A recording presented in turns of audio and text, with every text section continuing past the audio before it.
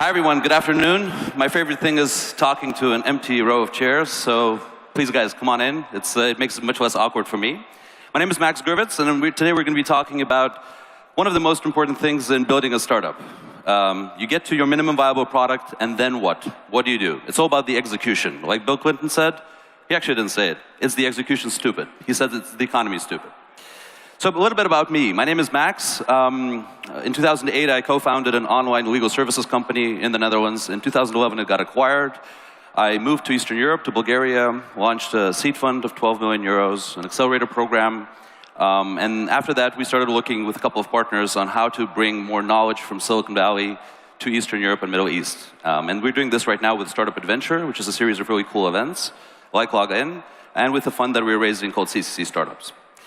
So, conferences like this. A friend of mine once told me, Max, we went to all these startup events, all these conferences, and our startup still didn't work, How come?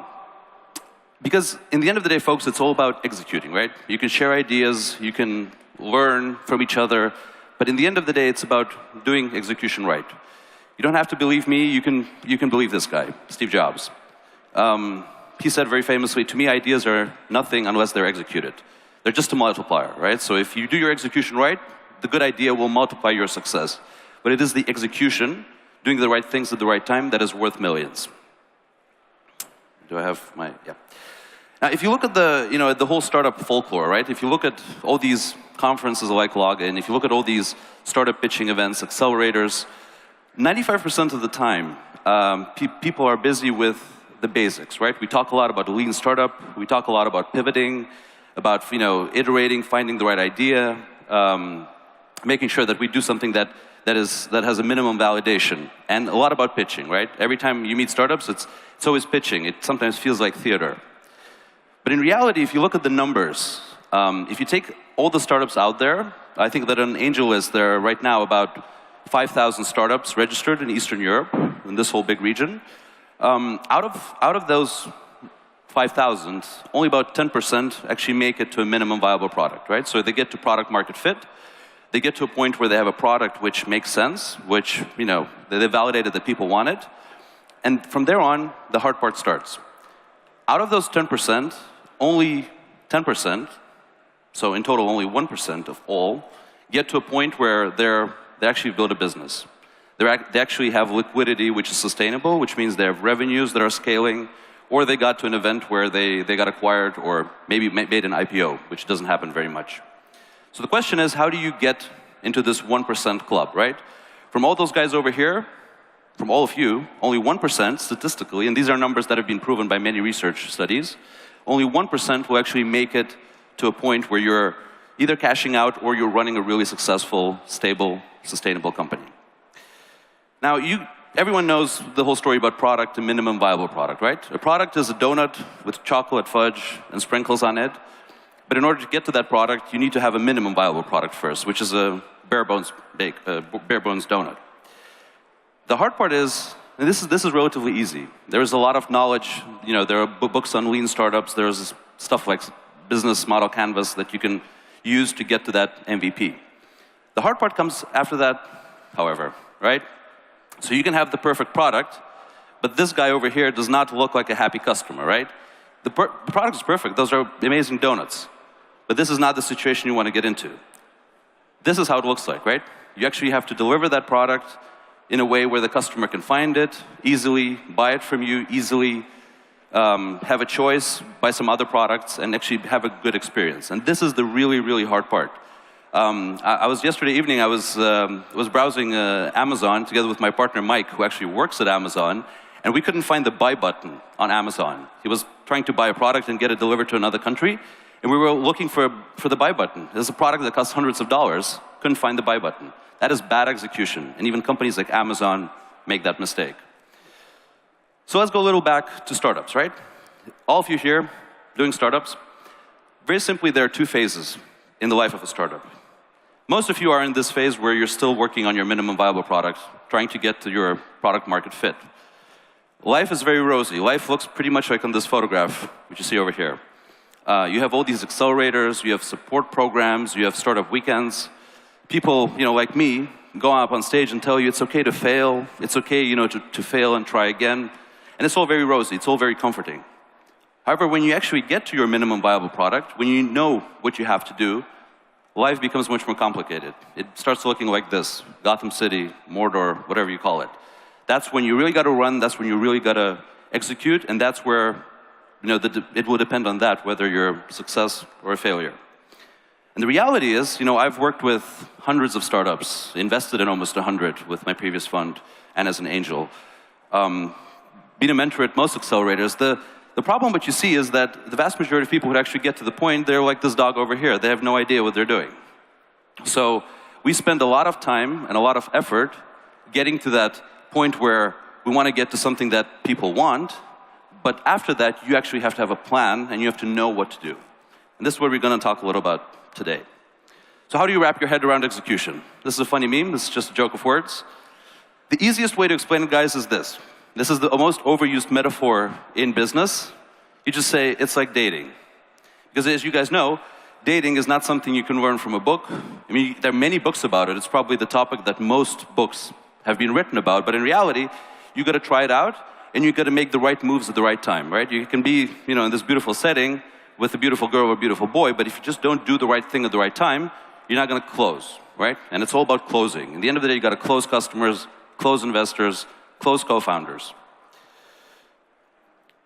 While you're working on your MVP, you hear a lot about these two kind of ideas, right? It's all about pivoting. You got to pivot, and you got to stay lean. And the guys that wrote those books, Eric Ries, Ash Maurya, those lean books, they're making a fortune out of it, and it's a very good thing that you guys can learn. But once you get to execution, two things really become very important. Two main concepts. One of them is distribution, right? So if you look, for instance, at a company like Coke, the biggest success of Coke is not that it's the best drink out there, or the most refreshing one, or the most healthy one, which it definitely isn't. It's actually toxic with sugar and E-numbers and all that stuff.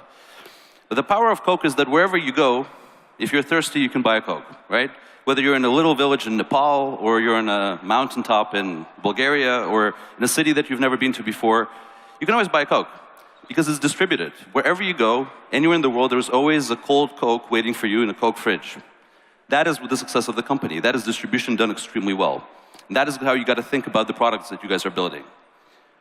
If you translate that to the startup folklore, it's pretty simple. Before you get to product market fit, where many of you guys are, you got to do one thing. You got to hustle, and hustle very hard, and get metrics. We'll come to that a little later, how metrics look like, but metrics are basically the famous, I hope you guys know it, the startup pirate metrics, right? So it's the so-called R metrics: acquisition, activation, retention, referrals, and revenues. It's a simple framework. I'll show it a little later. And whatever you guys do, you have to put those numbers into that system. Once you get to product market fit, the whole trick is to use those metrics and optimize your distribution channels. Think about it this way. So if you're doing a physical product that has to be bought in a store, it means you have to really understand how to make use of stores like Walmart, making sure that your product is in a store, and that people can find it, people can buy it, and that it makes sense economically. If it's a digital project, like most of the products you guys are doing are digitally distributed on the internet, you have to make sure that you use marketing channels, distribution channels like search engines, social networks, etc. That's the way to think about it. The second thing, apart from distribution, is your team. You hear that a lot of times, and it's kind of confusing because, as an early stage startup, everyone says it's all about the team, it's all about the team. But in reality, my experience, and I guess the experience of many of you, is that your team is the team that you have, right? If you guys are from here, from Vilnius, and you founded a new company, you're doing it with your former colleagues, with your brother, husband, wife, friend, university buddy. You have the co-founders that you have, and you have to make the best out of it. And if you're a good team, good chemistry, you'll probably succeed. If you're not, you'll probably not succeed. But once you get to a point where your product really catches up, where you really start making success, like you have that product market fit and people are actually wanting to buy your product, you need talent. You need people to scale up who have skills that are not replicable. In reality, for any kind of product vertical or any kind of technology or use of a product that you can find, there's a very limited number of people that have the experience of making that product a success, right? Scaling something from 0 to 1 million users. Scaling, sales from 10,000 a month to 1 million a month. Those skills are very limited. and you got to find the people. So for instance, if you're making a movie, there are millions of actors in the world, right? But if you're making a movie, you want that movie to be a commercial success, you actually need this kind of people in your movie, right? All kinds of famous stars. Because if that kind of movie, this is, I guess, Expendables, right? So it's a really crap movie, but that movie is a box office hit because you have all these famous superstars, actually good actors, playing in a crap movie. If you think about distribution and hiring people for your team, geography is what matters. And for startups, for technology, this is how the world looks like. This is the distribution of the world, of countries by population and market size. Actually, market size most of all. If you look at the map of the world in this way, you will see that you have a couple of big spots. You have America, and you have 3 big spots in Asia, which is India, China, and Japan. And then you have this thing right here, which is pretty big. The purple stuff is Europe. But as you can see, it's very fractured, right? So if you want to go for distribution and for finding people that have the experience of distributing a product, rolling it out, you need to go to those big spots because those are the big markets where early stage products can catch up and can scale very fast. And Europe is problematic from that point of view because Europe is very fractured. We're very big together. The European Union loves to tell us how we, as Europe, are the biggest community of educated people in the world or something like this, or the biggest community of rich, educated people in the world, but we're very fractured. A product, that works in Lithuania might actually not work in Latvia, although those 2 countries, to most people outside, are the one and the same thing, right? So this is the hard part. You have to go after big markets. It's very hard. There are exceptions, but generally it's very hard to scale in small countries. This is a famous graph. If you guys like all kinds of smart startup wisdom, this is a graph made famous by Paul Graham, the startup curve, the curve of the startup life. When you start, this is, it's all exciting. You get featured, you get to pitch on a stage like this, maybe TechCrunch will write about you, and then inevitably, this stall period happens, right? So this is the part where everyone is kind of used to the hype and everyone knows your story, and nothing is really happening because you're trying out a lot of stuff, you're pivoting, you're trying to get to that product market fit. And then the inevitable crash of ineptitude, as they call it, it happens. And the whole trick is to survive that. And a lot of startups don't. A lot of startups, when the crash happens, that's when the founders start fighting each other. That's when they start, having problems, and a lot of startups die. However, if you survive that, that's usually when execution starts playing a really big role. And that's, if you guys are in that point, then I have a couple of pieces of advice for you. First of all, the metrics, as I mentioned. This is, if you don't know this, then you should be ashamed of yourself. This is like startup Bible stuff nowadays. Startup pilot metrics. Any single business, guys, has to be measured across those metrics. If you're pitching on a stage like this, unless you haven't launched yet, which, if you ask me, you shouldn't be on a stage, you should be launching your product. But if you've launched, even if it's a beta launch, if it's a closed, limited beta, you should have those metrics. You should understand what is your cost of acquisition, how many people are getting into that funnel, how many of them are activating the product, how many of actually are using, how many of them are coming back, that's called retention, how many of those people are referring you other clients, because those are the best clients that you can get that are referred. And finally, at the end of that whole thing, how much money you're getting paid. So when you're pitching your startup, you want to say, we have 10,000 people on our website, 2,000 people have registered, 1,000 people came back, and 3 people paid. Doesn't matter that it's very little, and then you only made $15 of revenue this month. These are the metrics. And from there on, the question is, how do you optimize that? This is simple stuff. You can read a lot about it on the internet. Every startup needs to do this. Now, secondly, and this is, of course, something that all of you know, you have to be able to pitch. And the vast majority of pitches, I was on the jury here yesterday, are pretty bad. Because a good pitch, when you get 3 minutes, actually it's a lot of time. You should be able to pitch in 30 seconds. But when you get 3 minutes, you should start with this. This is a framework which is called Startup Mad Libs, which was made popular by Adeo Ressi, who's the founder of Founder Institute. So this is a Google Hangout where he was explaining it to some people. Any startup pitch, any company, any idea can be pitched along those lines.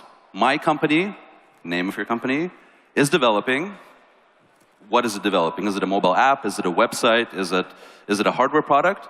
To help a certain group of people, people who are looking to buy something, people who have, who want to share videos or whatever, to do that in such and such way and with such and such technology. Any startup idea can be pitched like this. This only takes you 10 seconds. When I was sitting in the jury here yesterday, Most of people start, imagine you want to go to a park, but you don't have a friend to go to a park with, and do you have that problem as well? And the whole room goes like, yes. This is not the way to start a pitch. So be able to explain what you're doing in 30 seconds. If you will be in many situations where people won't give you the 3 minutes and won't be clapping for you. So you have to be able to do this. Pitch is very simple. You got to be able to do this in, 2 minutes, actually in 30 seconds. And this is just basically getting to a meeting. So the whole point of doing a short pitch is only to get interest, right? You don't have to tell the whole story. You don't have to tell everything. A lot of the things you can actually leave out. When you're just pitching to people you have never met, the only point is to make them interested to come to you after that or to get a meeting with them. After that, you have to be ready to do a much fuller pitch, and that's where your slide deck comes in. Basically, you get 20 minutes. Okay, in Europe, it's usually 30 minutes or even 1 hour, but in the United States, meeting slots are 15 or 20 minutes to explain your story, right? And this is where you have to do the whole slide deck with problem, solution, customer, team, traction, whatever. This is your big story. Practice it. No one can actually do this kind of stuff without practice, right? So there's nothing magic about people who pitch very well. It's just hours and hours and days and years of practice, really. We said this before, channels and partnerships. You gotta understand how they work. Channels like the App Store, for instance. Getting your app featured in the App Store is what dramatically increases the success of your app becoming downloaded many, many times. As you probably know, the vast majority of apps in the App Stores or in the Google Play Store or wherever, they only get downloaded once by the person who made them, right? The vast majority, like 90% or something.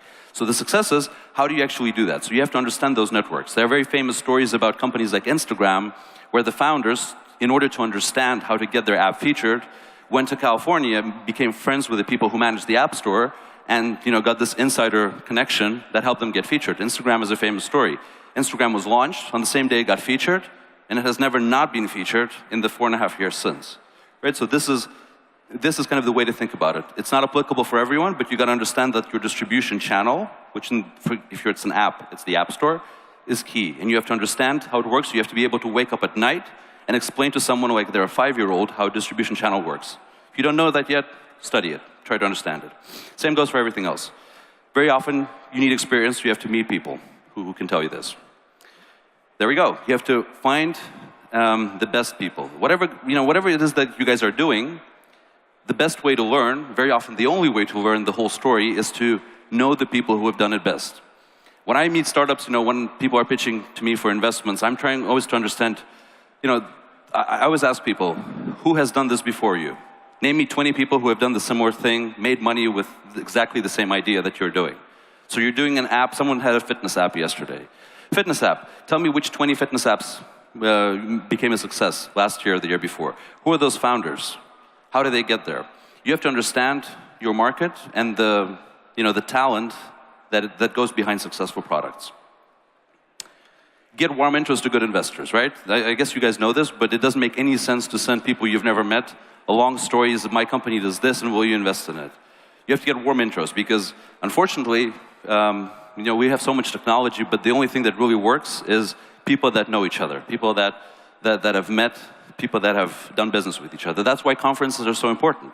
That's why the most important thing of a conference like this one is not being here right now, but going tonight to Islandios or to Loftas or to all those other bars that we go to, because that's where those connections are shaped. You may like it, you may not like it, but building relationships with people is important because that's how you get the warm intros, the warm connections. Have a network of people who've done it before, right? I said this already before. This is another photo of Bill Clinton. This is a real photo, it's not Photoshop. This is Bill Clinton when he was 16 years old. He went on a school trip to the White House and met President Kennedy a couple of months before he got murdered, right? So you can, of course, fantasize whether if that meeting had not happened, Bill Clinton would have never become president. Maybe yes, maybe no. But he himself always said that this was a defining moment in his life. When he was there and met President Kennedy, he said, maybe one day, maybe I'll become something like that.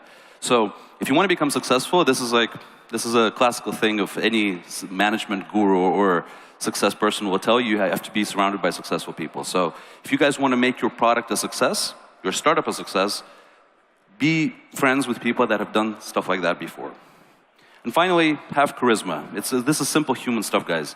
Have charisma, be empathetic to people, and try to be intellectually honest, right? So, you always, when you're selling, you always have to push the story a little bit. You always have to say things in a little positive light, but in the end of the day, you have to be intellectually honest about what you're doing. You know, don't pitch bullshit stories. Don't tell people things that are really not true. Try to be empathetic, because in the end of the day, we're all humans. And the more human you look like, the less you're a robot when you're business developing, when you're on stage, the more success you're likely to have. Now, all of this is very fine. These are all simple things that you have to do right. But getting there, you have actually three options, right? Either you have all of that, and you're Steve Jobs or Mark Zuckerberg or someone like that, and you guys know the rule number one of startups: never compare yourself to Steve Jobs, okay? That story is not replicable. This is a unique combination of the right person at the right place at the right time, meeting the right people, et cetera, et cetera. Chances of you being like that are 1 in a gazillion. And to be honest, you probably don't want to be like that, because it comes with a lot of shit. You don't have all of that, but you can learn it, right? This is what Americans love: hustle. You know, from rags to riches, from nothing to gazillionaire. This is the classical success story. It just requires incredible hustle. You can see a certain example of success and try to emulate it and try to do all those things that that person did, but it's pretty hard and it's not always applicable. What you can also do, and this is a much more practical thing, is to get the people into your team, into your company that have done it before, right? This is a very famous example. This is Google. At some point, when Google was already quite a success, but it was by far not the mega corporation that it is today, the founders, or actually the investors, said that, you know, this is all very good. These two guys are super smart, Sergey and Larry, but we need someone who has the experience of taking a company to the next level. And that's how the investors helped the company hire a CEO, who was Eric Schmidt, who was the CEO of Novel Networks, one of the largest IT companies back in the 90s and the 80s. And he actually got that company to a totally new level. And from there on, as you all know, Larry Page came back and became CEO. This is actually a scenario that you see a lot. I've seen a lot of successful startups from Europe get to a point where their product is validated, when there is like early, emerging growth. And then you get someone who has done this before, who becomes the CEO of the company and takes it to the next level. I have a couple of friends who did this, and it requires, from the founders, it requires a certain sense of humility and a certain sense of understanding where you stand, right? So this is also something that a lot of investors are trying to see in people. Will you know when the right moment is for you actually to hire someone who's more experienced than you are? I'm not saying you always have to do this, but this very often is a way to, make up for the shortcomings of your own experience and background. Now, a couple of very simple tricks, and these are tricks that I use myself. Map your social graph, right? So when you're in a business, this is what I'm always trying to do with every time that I'm doing something new. Right now I'm raising a new fund. We recently set up an events company.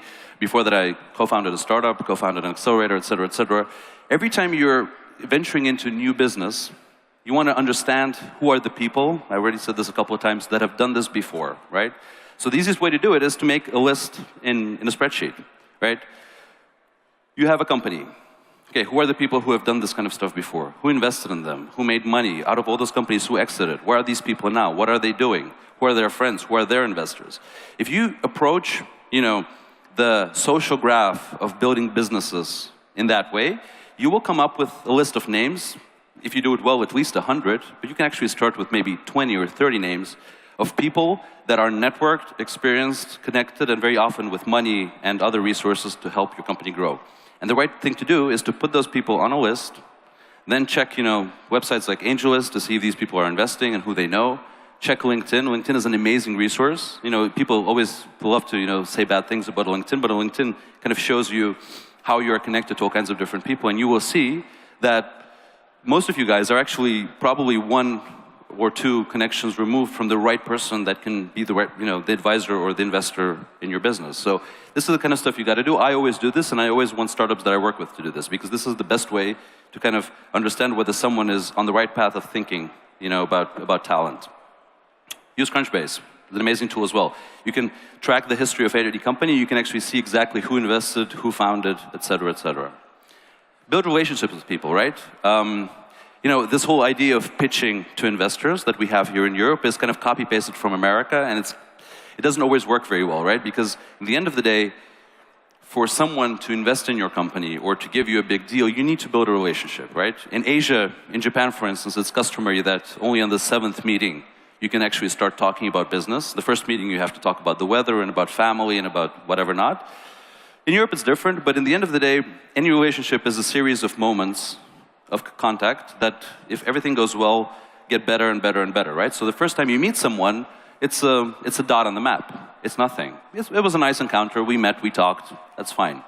Next time you meet, that's already, you can draw a two-dimensional line between the two. And if those contact points are following up, one up on the other, and the line is going up and to the right, that means the relationship is improving. And then if you're looking for a check, or if you're looking for someone to give you money, this is going to happen not at the first point, not at the second point, but it's going to happen down the line, right? So don't try to approach meetings. I made this mistake myself when I started my first business. I was like, oh, an investor. Oh my God, there are only 2 of them in my country. I have to meet an investor. I have to pitch him, get the money right now.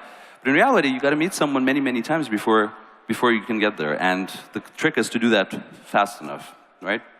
So think about it this way. This is by the way of theory, which is not mine. There's a famous investor called Mark Suster who has this whole blog post which is called Lines, Not Dots. So read it. And this is the thing that, and I'm going to finish with that, I'm almost out of time. This is the thing that most investors or people who want to help startups try to understand. Are you a throwaway? Throwaway is someone who, it's kind of a bad word, but in Silicon Valley they say throwaway entrepreneurs, because those are people who are doing startups, but are not going to create a successful company. They're just learning, right? I've seen a lot of founders, do startups and then end up with, a media position, like become TV stars, or get a very pretty girlfriend or boyfriend, or get better in life in many, many different ways. But for people who are there to help your startup, that are investing not only money. Money is the smallest of resources, to be honest. It's time, it's social, your social connections. They always try to understand, okay, is this person just going to, screw me over and run away with it? Or is this someone who's going to use the capital, the resources that I'm giving them in a smart and sensible way, right? So keep in mind that when you're talking to investors, to people who have been there before, to experienced founders, entrepreneurs, they're all sizing you up, and they're trying to understand, are you a throwaway, or are you someone who's going to stick around for the long run? All you got to do is make the 1% club. You got to do those things, do them diligently, and try to think less about all this startup hype and this whole theater show of pitching, of being cool and in the race, and think about executing the right things the right way, the right time. Thank you very much.